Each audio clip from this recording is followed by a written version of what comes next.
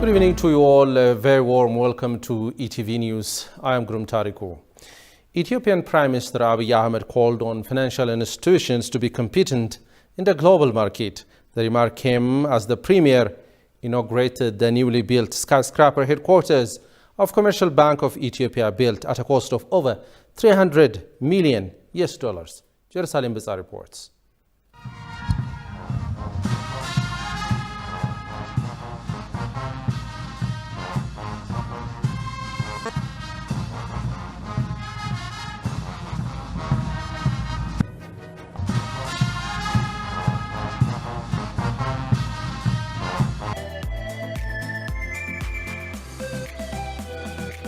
Today, the state-run financial firm Commercial Bank of Ethiopia has officially inaugurated its new headquarters and Ethiopia's tallest building with the presence of high government officials.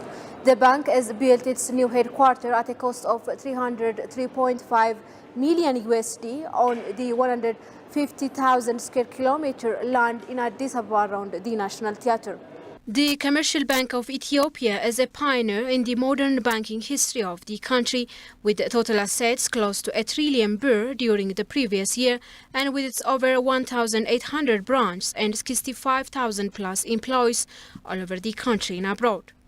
On the inauguration ceremony of the CB's 52-story skyscraper, Ethiopian Prime Minister Abiy assured the bank's huge contribution in the financial sector of the country. The Premier underlined that all the financial sectors should prepare themselves to be competent in the global financial sector. ከኢትዮጵያ ንግድ ባንክና ከአጠቃላይ የፋይናንስ ተቋማት በቀጣይ ቢደረጉ ተብለው የሚታሰቡ እርምጃዎች For the next step, all financial institutions, including the Commercial Bank of Ethiopia, are expected to prepare themselves to be competent in the global financial sector. For the last 30 years, Ethiopia didn't allow its finance sector for foreign investment, but now it wants to continue this way. Therefore, financial sectors should prepare themselves to be capable based on the international standard in skill manpower, modern financial system, rather than in expanding their branches in number and building their headquarters.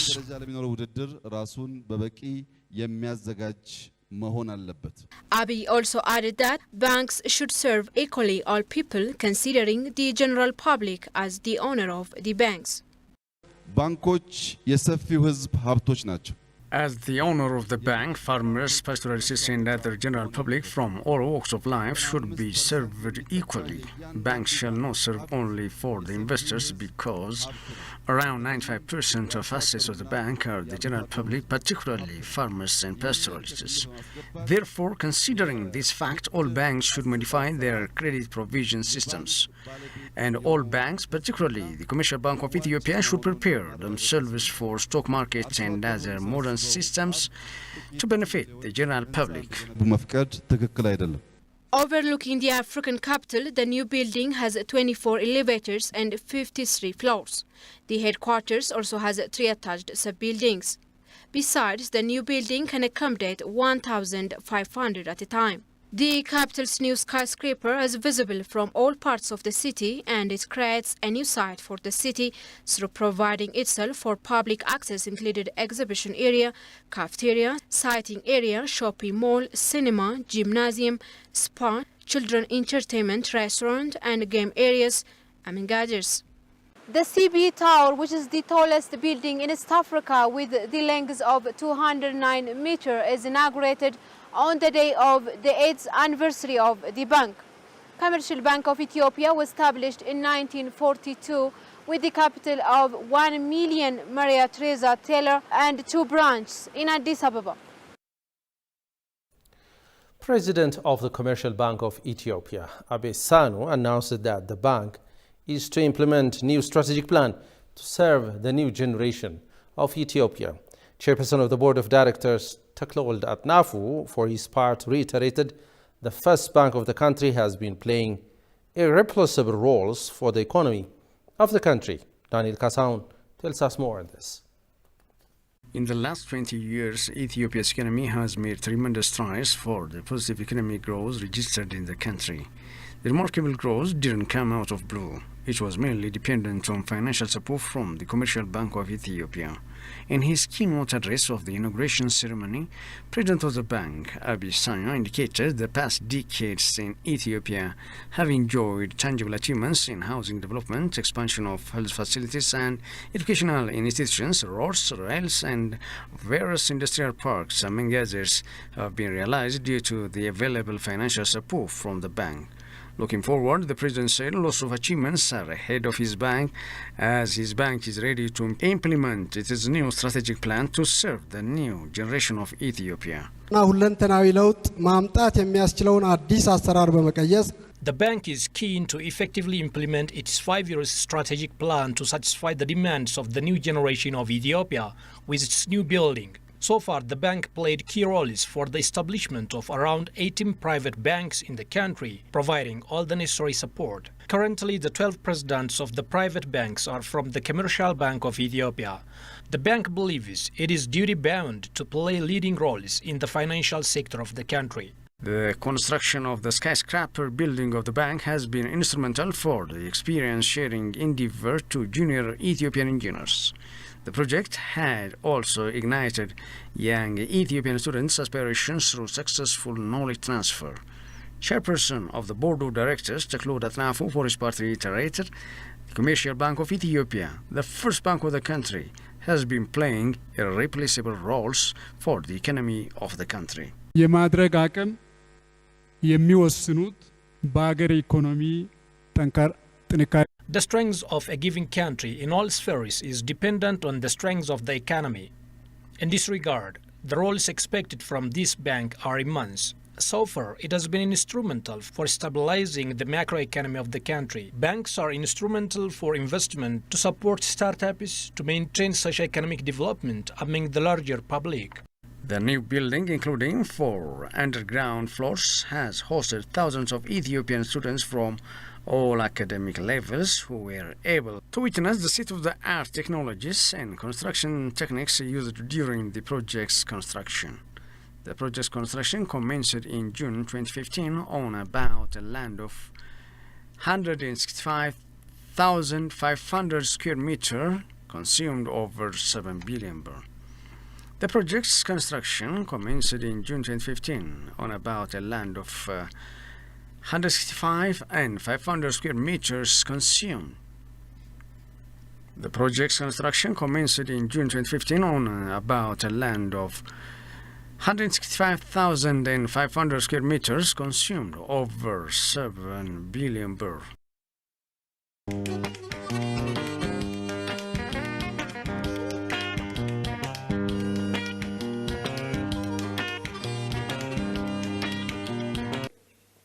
It is the right time to reform and revitalize the United Nations system to reflect current global realities and ensure that it is a more representative and equitable body. With our Esluini consensus of 2005, we should collectively insist that Africa's reasonable request for no less than 2 permanent seats and 5 non-permanent seats in the UN Security Council be adopted. Ethiopia's East Africa Holdings and China's West International Holding have agreed to transform 3 factories into an industrial park. The company set a plan to invest $2 billion in Ethiopia. Johannes Fantown has more on this. It has been 1 year since the partnership was made between East Africa Holding and West International Holding, one of the leading players in Ethiopia's industrial development. The 2 companies have now agreed to grow 3 factories under construction in Amhara region, Lemi town and Redwa administration to seek and transform them into an industrial park. According to the CEO of China's West International Holding, $600 million has been raised for these projects, and the companies will create significant number of jobs. 乐米产业园将分期建设2条非洲最大的 Factories which can produce 10,000 tons of cement and 30 million square meters of gypsum per year are being built in Lemi town. In addition, in Redwa city, we are building a factory with a capacity of 3,500 tons of cement per day. We are also working to increase the capacity of the existing factory by 30%. When the two parks are operational, they will directly create 5,000 jobs and indirectly create 20,000 jobs. They will also play an important role in generating foreign currency. East African Holding founder and board chairman Zwayo Tadele said, as the partnership between the two companies shifted to a higher level, West International Holding has relocated its Africa office in South Africa to Addis Ababa. In addition, he called on all parties to make the project a success. I think a project, This project needs such ownership to that supports us and follows up its successful progress. And this is done with the joint venture of the government, the community and the investors. We have now completed the necessary documentation. In particular, we have met several times with the president of the Amhara region. He has promised us to provide the necessary assistance. The factory does not need any foreign exchange. More than $600 million is needed for the project. As a result, we have reduced our share of the project to a minimum. On this occasion, I would like to remind the government that we need a lot of support for the success of the project. The two companies are expected to invest up to $2 billion in the country, according to the East African Holding Advisory Board and former Prime Minister Hailemariam Desalegn. Hailemariam said the combination of the two companies reflects Ethiopia's investment potential in the international arena. The project, which has just begun, is a $600 million project with a vision of growing it to $2 billion in the future without any foreign exchange demands. The industrial parks that have been built in our country in the past cost between $150 and $250 million. In light of this, the projects in Lemi and Direda are enormous. When the company starts operations, it proves that our country is suitable for investment and that the situation in Ethiopia is not as various media outlets propagate. በሚታይበት ጊዜ አገራችን ለኢንቨስትመንት ምቹ መሆኗ የዓለም አቀፍ ሚዲያዎች አሁን የሚናገሯት አገር ሳትሆን Speaking on the occasion, Chief of the Amhara Regional State, Dr. Yilqal Keffale said investment is said to be one of the ways out of poverty, and also he called on the investors to invest in the region. They say, Kauleza mama, which simply means, hurry mama, please, please don't let them get you. Kauleza mama, Kauleza mama, Kauleza. Africa's voice on the world stage needs to be heard loud and clear. Kauleza mama, Kauleza mama, Kauleza mama, sheshi sabo. I would like to propose to this august body the establishment of an African Union Continental Media House.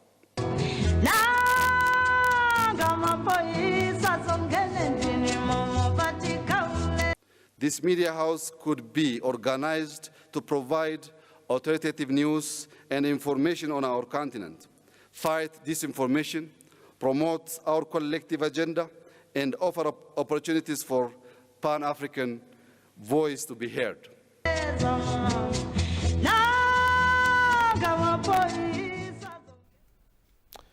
No More International Movement condemns HR 6600 draft bill, dubbing it a plot to harm Ethiopia and East Africa. On its press briefing, the No More movement emphasized that the bill is intended to harm the government and people of Ethiopia and Eritrea. The movement warned it would work with allies in the United States to campaign against members of the Democrats and Republicans who sponsored the bill. It was learned that the draft bill, namely Ethiopian Stability and Democracy Act, or HR 6600, have recently been prepared by the members of U.S. Congress and discussed by the House of Foreign Affairs Committee. The movement calls the bill irresponsible and unacceptable act of the U.S. government, for the bill particularly suspends aid to both Ethiopia and Eritrea. Biden administration did give blind eye to TPLF, despite the fact that the group is a designated third-level terrorist organization, according to Homeland Security, and the group initiated the war and fired missiles at Eritrea. The movement expressed that HR 6600 is prepared to achieve its hidden agenda in the name of bringing democracy in Ethiopia.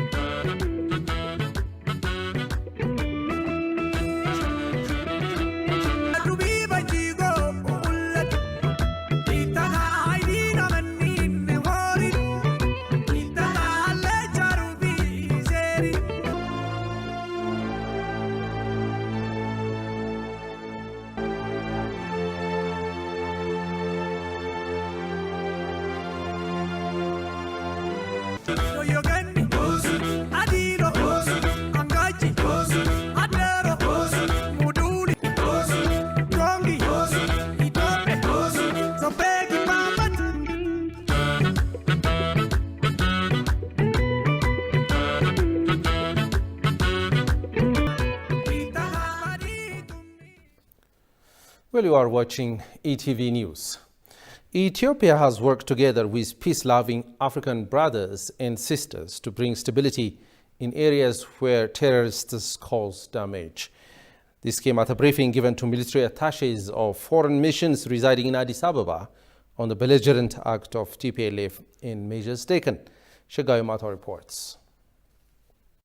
Ambassador Fissa Shaul, Director General of Neighboring and IGAD Affairs at the Ministry of Foreign Affairs of Ethiopia, and Brigadier General Bulti Taddese from the Ministry of Defense briefed military attaches of foreign missions residing in Addis Ababa on the belligerent acts of the TPLF and measures taken. Brigadier General Bulti reminded that Ethiopia has played a great role for the liberation of African countries from terrorist groups. He also took the occasion to highlight the country's great contribution to the fight against white domination since the 1960s in peacekeeping mission. Ethiopia has worked together with peace-loving African brothers and sisters to bring stability in areas where terrorists cause damage, he added. Our country, Ethiopia, has a long-standing history, especially a struggle for survival for a long period of time. Ethiopia is also one of a symbol for Pan-Africanism. Especially Ethiopia played a key role in supporting African brothers and sisters, not only now, even during freedom fighters for different African countries and the brothers. We support them rightly, like our brother in Zimbabwe, even in South Africa, even Mr. Mandela, who was trained here in Ethiopia, as a friendship for African brothers. The military attaches were also updated that the terrorist PLF group is still waging war in Afar region. However, some blame that the Ethiopian government has neglected the people of Tigray in addressing foreign aid, though the reality is different. Still, this terrorist group assists the rest of the people, the youth, again open another wage fight in Afar region, in Abala corridor, to close even the corridor, not to support, not to give the aid to these people. The issues they are raising, one is humanitarian access to Tigray. And it is TPLF that is refusing access to its own people, food aid. And right now, the government is forced to airlift food because they have closed the road to Abala. Fissa noted that the government of Ethiopia has designed a national dialogue for peaceful negotiation with opposition political parties. Although the government is preparing for the national dialogue to ensure peace, culprits of the terrorist PLF will be held accountable for the crimes they have committed, he noted. The government of Ethiopia now is launching a national dialogue that would include the political parties operating there, but they have to be accountable. How come it is only the TPLF operating in Tigray? There are Tigrayans who are here. If they set foot to Mekelle, they would be killed overnight. And they have killed so many of allies of the government in Tigray. And this kind of assassination is not acceptable. That they should settle the matter with the public. And this is what is happening. The terrorist PLF group with its fresh attacks on Abala in Afar region has killed many innocent civilians and forced many others to flee their homes, it was pointed out.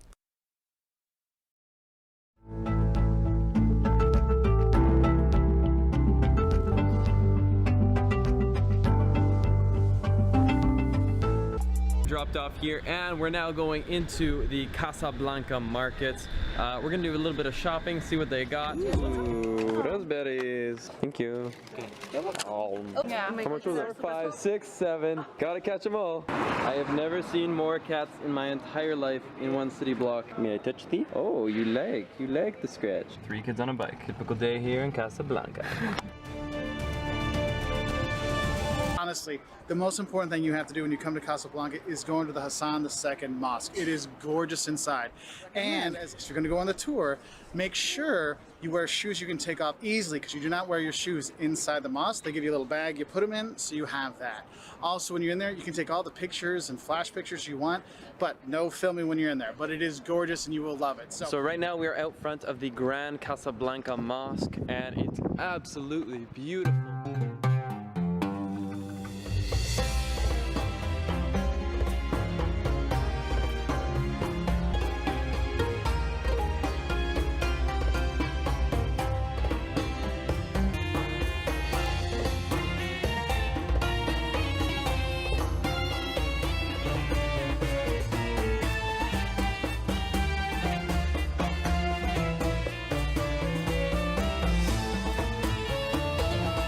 guys. I like your haircut.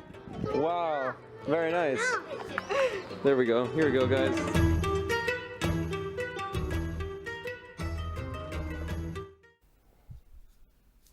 South Africa's Council for Scientific Industrial Research is developing an infant biometric tracking system that could curb child trafficking in the country. The local technology company is fast gaining popularity with government agencies throughout the world. Shiga Yamata has the details from Africa News. South Africa is a central hub for human trafficking, with girls as young as 10 years old being trafficked. This is according to the U.S. Department of State 2021 Trafficking in Persons report. To curb human trafficking, South Africa is creating advanced technologies. South Africa's Council for Scientific Industrial Research is developing an infant biometric tracking system that could curb child trafficking in South Africa. The main technological innovation that we are working on is called biometrics. Biometrics are a form of human identity that is based on who you are.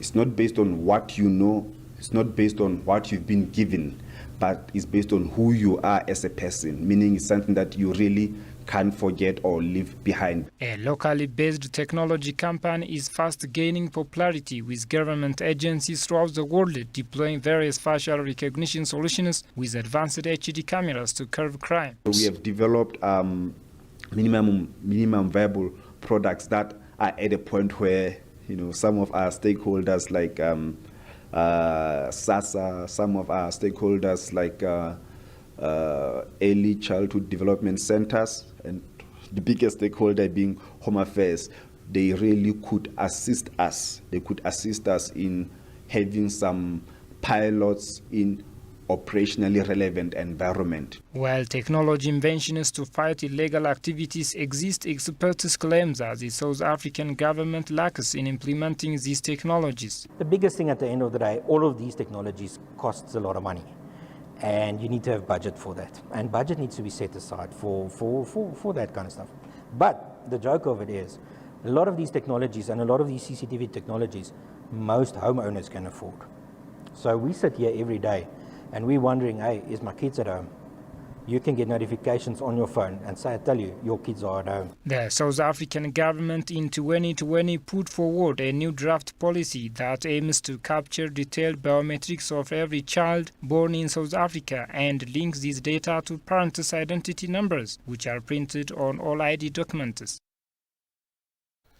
Republican Guard combat troops in the Democratic Republic of Congo marched through the streets of the capital Kinshasa on Saturday, following a failed coup and arrest of alleged perpetrators. Equipped with their combat equipment, nearly 5,000 men belonging to the unit responsible for protecting the head of state and the country's institutions deployed through the main arteries of the city of Kinshasa. Residents of the city reacted positively on Saturday to the marches, with one citizen saying the exercise should be done every weekend. Presidential Security Advisor Francois Pea was arrested by forces from Congo's National Intelligence Agency on suspicion of undermining state security, according to human rights activist Georges Kampabia. No details have been released about his arrest, though he was believed to be still in National Intelligence Agency's custody.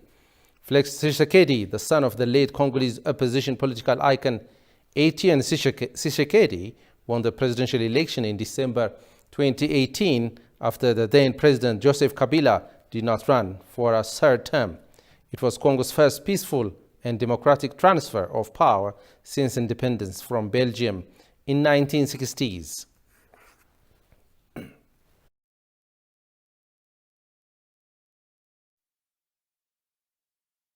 Time now for weather update. Let's have a look.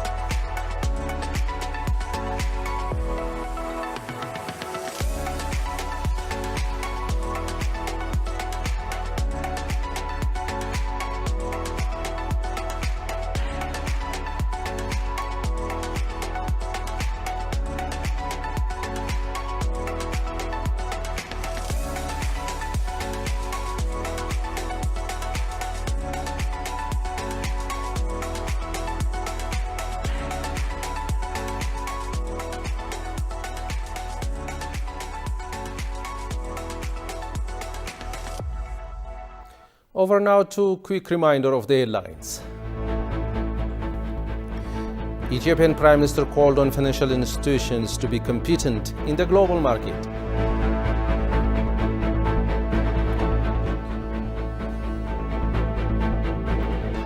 South Africa's techno-inventions to curb human trafficking threat.